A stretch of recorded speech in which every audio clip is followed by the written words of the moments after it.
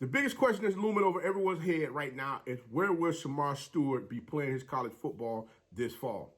Well, guess what? I got a few clues for you that I would like to share that I think a few people haven't quite touched on yet. Actually, I got two different videos that's coming. And as you can see, I got on my Sherlock Holmes, my super sleuth hat. I'm gonna call this the Swacklock, the Coach Walker Swacklock Holmes hat for the day. We're just gonna have us a little fun, guys. Like I tell you all the time, it's nothing but positive vibes over here. We're just gonna have us a good time, gonna have us a little fun.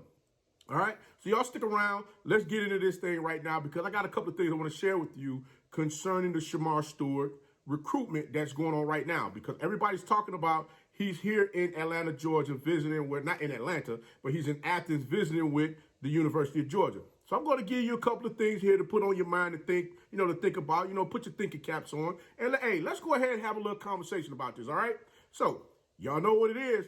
It's your favorite coach back at it again, 10 toes down, about to tell you how it all went down. This is Tomorrow Leader Sports Network with your host, Coach Walker. If you're new to the channel, please like, subscribe, hit that notification bell so you can get all upcoming videos. For all my leaders out there, welcome back. Y'all know the drill. Y'all know the routine. If you haven't done so already, please like, comment, and share. Hit that notification bell so you can get all upcoming videos. And tap in a friend or two and tell them to come on in. It's nothing but positive vibes over here. We're just having a good time talking about HBCU sports. And don't forget, you can follow us on social media. The links are listed down below in the description. So without further ado, we're going to go ahead and tap in this thing right now and get straight to it. Yeah, guys, I know y'all see my hat. I got my blue hat on right now. As I was growing up as a shorty in high school, or better yet in middle school, we would, put our Sherlock Holmes hats on, trying to show that we were a super sleuth when it came down to finding clues for certain things when we wanted to get information, because we didn't have the technology age that we have right now where we can just click on a page or two or go do a little research, on the World Wide Web to get information. And right now, there's a bevy of information out there that you can find at your fingertips that will lead you in a lot of different directions as far as with what's going on. Krispy Kreme Hot Light sign is definitely on trying to figure out, hey, where's Shemar Stewart going to take his talents to next fall to play collegiate football? You already know the world was shocked when Travis Hunter from Collins Hill High School from here in Georgia decided, hey, he's going to take his talents to Jackson State, going to Florida State. People couldn't believe it. They were so upset and angry. They had all of these nasty things to say about Coach Prime, the burning of his jerseys. And, they were saying that this young man, he more so wanted to be a football player. He didn't want to be an athlete, but he wanted to be a football player. And he was just going to get him a big NIL deal. Well, I'm going to tell you right now, that's furthest from the truth. But we do understand that the NIL world is now bigger than what many would have ever imagined. Because guess what? Everything that was going on in the past, which was in the dark as far as those little checks that was being scribbled or the palm handshakes that was being given with the couple $100 bills in the palm of the hand to the players, now they don't have to do that. And now it's not where the big name schools get away with doing that type of stuff and the smaller name schools have to suffer where they're not able to get the players to come into their programs to, fill up them stands and get people to really want to come in and buy in to what's being offered at, say, an HBCU. They don't have to do that anymore because guess what? The NIL has now opened it up for everybody to get a piece of the pie. So guess what's happening now? Yes, these things are now readily available for all of these schools, and the landscape is starting to level out just a little bit. But you still got a few crybabies out there that's upset at the fact that, hey, they shouldn't be doing this, but don't really want to say HBCU schools. You get what I'm saying? But let me digress from that. Let me continue on with what we got going on here. And then we see another young man who decides, hey, I think I want to go to Jackson State myself. None other than the 4-star recruit, Mr. Kevin Coleman Jr. say, you know what? If Travis Hunter is going to be trained and taught by the best, I want to be trained and taught by the best as well. That's my brother. I'm going to Jackson State too. So now we got a 5 and a 4-star that decided that they want to take their talents to Jackson State to play under Coach Prime, Deion Sanders, and the JSU Tigers football coaching staff. Now, this other thing here is what really gets me the most. Because you know what? I'm looking at everything that's going on with Shemar Stewart. And Shemar Stewart is definitely a phenomenal talent to have within your program.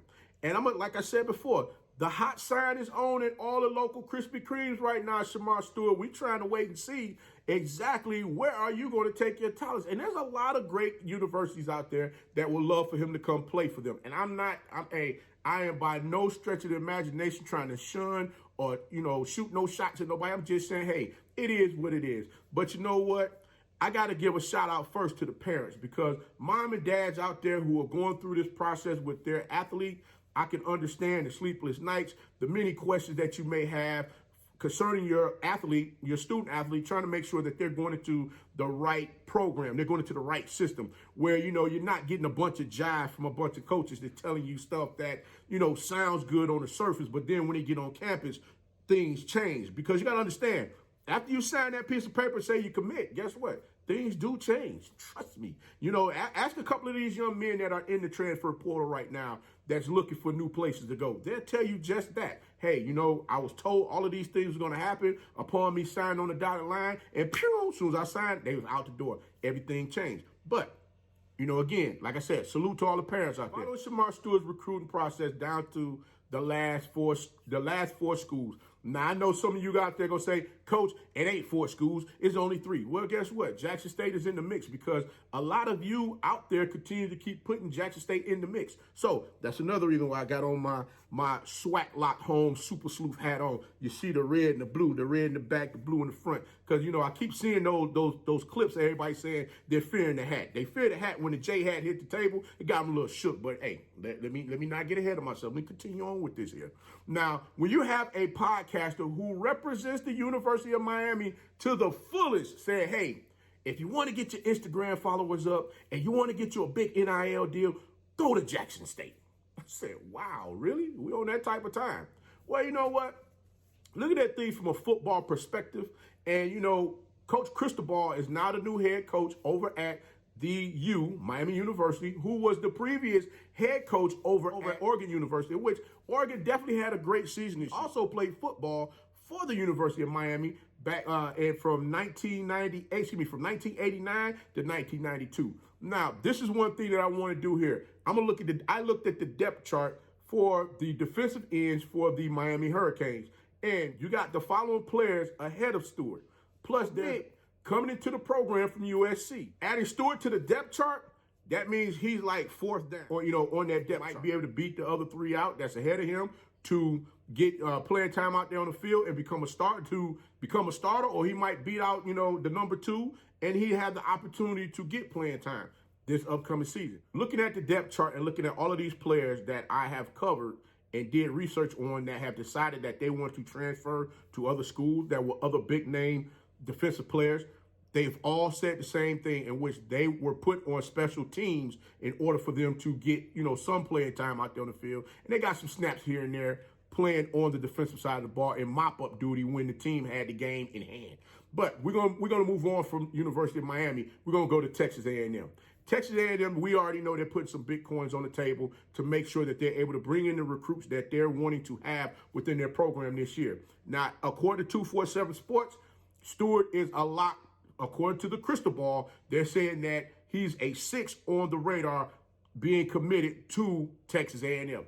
Well, I'm going to tell you right now, the hot sign does look a little dim. I'm just going to put it out there because they too have said and mentioned in a few things here and there about, hey, if Jackson State is in the mix, there's a possibility they might lose him to Jackson State. I would say about Texas A&M, and I said it previously, make sure you reach out to some folks, asking them the questions about why did they decide they wanted to go into the transfer portal in the first place, leaving from Texas A&M.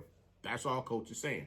But unfortunately, when we look at the University of Georgia, we got Coach Lanning, who is now the new head coach of Oregon University. He was the previous defensive coordinator for the University of Georgia. Stated that Stewart is here in Athens visiting with the University of Georgia concerning his status of possibly coming to Georgia University to become a Bulldog if he decides to sign with them on signing day.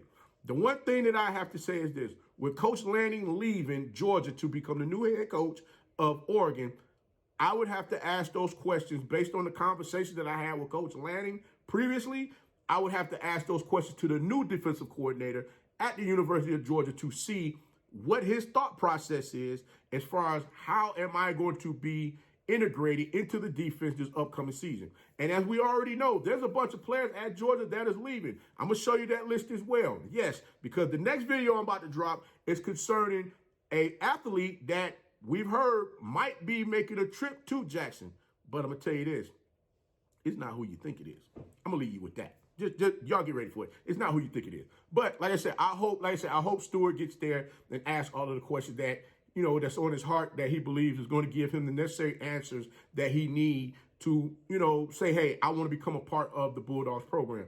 But honestly, truly, he's going to be, you know, behind in the depth chart as well. And I'm going to share that depth chart with you also that I got offline that shows the players that are currently in the University of Georgia's football system in their program and how everything lines up. Now, looking at how everything is structured right now in Jackson, I'm going to be honest with you. The stories that you're hearing coming out of Jackson that, you know, are interesting because we've heard the negative. We've heard the negative opinions being spewed all over the place, especially from the Miami folks about how when Coach Prime was playing over at FSU, how the Canes used to kick FSU behind. Well, I put it to you like this. Miami might have beat, you know, Florida State a time or two here and there, and that's all well and great. But at the end of the day, he's still a Hall of Famer. He's won multiple Super Bowls, and he's done a lot out here for a lot of people that, you know, I'll let him tell his story. It's not on me to do it, but I'll let him do that. But I'm going to get back to the football part of this thing. One thing folks fail to understand is this. If you look at the defense that Stewart played in high school, it's pretty much similar to what Jackson State runs right now, their 4-2-5 defense. And you put Stewart on that defensive end as a speed edge rusher and let that young man go to work, understand one thing. This young man has a 70 to 80 inch reach. His reach is 70 to 80 inches long. That young man he's gonna cause some major problems coming off that edge against anybody's offense. He's gonna cause some problems. And I wanted to tell you right now, he come to Jackson State, that young man will be the sack leader at Jackson State. He'll be the sack leader in the SWAC next season. Book it. I said it. Just book it. Just go ahead and book it. I'm telling you right now. But again, we will see what's going on. And not to mention the last thing before I get out of here. We've watched what Malachi Wideman has been able to do over at Jackson State. And it's been a beautiful thing. He's a two-sport athlete that came from Tennessee. He's out there catching passes on the field from QB1 Shedeur Sanders.